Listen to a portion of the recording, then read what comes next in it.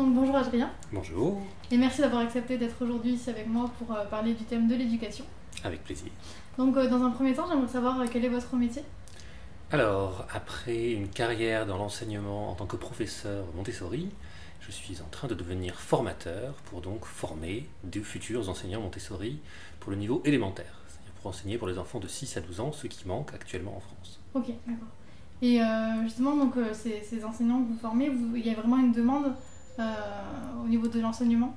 Alors, en ce moment, ça fait quelques années qu'il y a un très très grand engouement pour la pédagogie Montessori. La formation pour les enseignants du 3 à 6 ans en France est implantée depuis un grand moment. Et les écoles maternelles Montessori fleurissent un peu partout sur le territoire. Mais il y a un goulet d'étranglement, il n'y a pas assez de gens qui sont formés pour la pédagogie pour l'élémentaire. D'ailleurs, pour beaucoup de gens, si vous parlez de Montessori, ils n'en ont une vision que pour les maternelles et pour les petits. Et donc oui, en ce moment, un des freins au développement, j'ai envie de dire la prochaine étape de développement pour la pédagogie Montessori en France, c'est l'élémentaire, c'est les enfants de 6 à 12 ans, et c'est pour ça que le centre qu'on va ouvrir en septembre à Montpellier, on espère, va jouer un rôle important dans ce développement. Super, merci. Et justement, vous pouvez rappeler un petit peu ce que c'est la pédagogie Montessori Alors il y a la version en 5 mots, il y a la version en 3 heures, il y a la version en 1 an.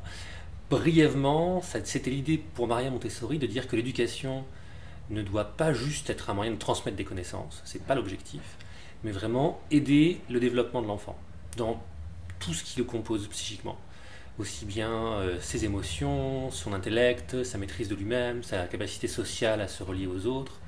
Et l'idée étant, pour Maria Montessori, que tous les enfants ont à l'intérieur d'eux-mêmes un espèce de programme de construction qui fait qu'on n'a pas besoin de leur transmettre des choses. Elles sont toutes là en potentiel chez l'enfant, et notre rôle d'éducateur doit être de lui fournir un environnement où il va pouvoir de lui-même aller chercher les choses. Et le rôle de l'adulte devient celui d'un passeur, d'un lien qui va aider l'enfant à avoir du sens, à trouver du sens et récupérer ce dont il a besoin dans l'environnement autour de lui pour le nourrir et pour accompagner son développement.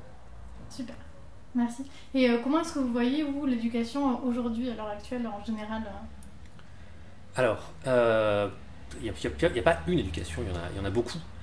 Historiquement, ça a toujours été de voir que l'éducation a toujours été une préparation en général à un rôle social. Elle a souvent, pendant très longtemps, été réservée à une élite, puisqu'on estimait que c'était seule l'élite sociale avait besoin d'être préparée à son rôle d'élite. Il y a eu la massification de l'éducation au XIXe siècle a été de pair avec le besoin d'une main-d'œuvre un petit peu plus qualifiée.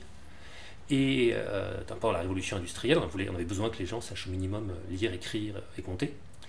Puis au XXe siècle, la massification de l'éducation pour accéder au secondaire et ensuite même jusqu'à l'université a également correspondu à un besoin de la société où on avait besoin d'une main-d'œuvre et de citoyens qui soient capables d'avoir accès à des emplois qui relèvent du tertiaire et plus seulement de l'industriel ou de l'agricole.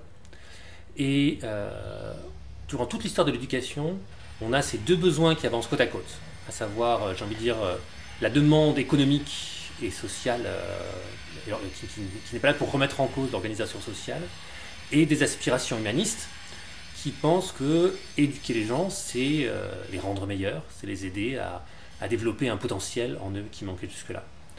Et ces aspirations ont toujours existé, ont toujours coexisté. Et je pense qu'aujourd'hui, tout ce qu'on voit comme crise de l'éducation, les insatisfactions par rapport à l'éducation, sont liées à la disjonction entre justement les attentes de la population et parfois la réalité institutionnelle de l'école. Où on voit beaucoup de parents qui viennent en école Montessori, non pas parce qu'ils se plaignent que l'école échoue dans son rôle traditionnel de transmission de savoir, mais parce qu'ils trouvent que leurs enfants ne sont ni épanouis ni heureux. Moi j'ai 40 ans et je sais que quand j'étais jeune, c'était pas trop ce qu'on demandait à l'école. On ne demandait pas du tout à l'école d'épanouir les enfants et les rendre heureux, mais maintenant c'est une vraie attente et une vraie demande des parents.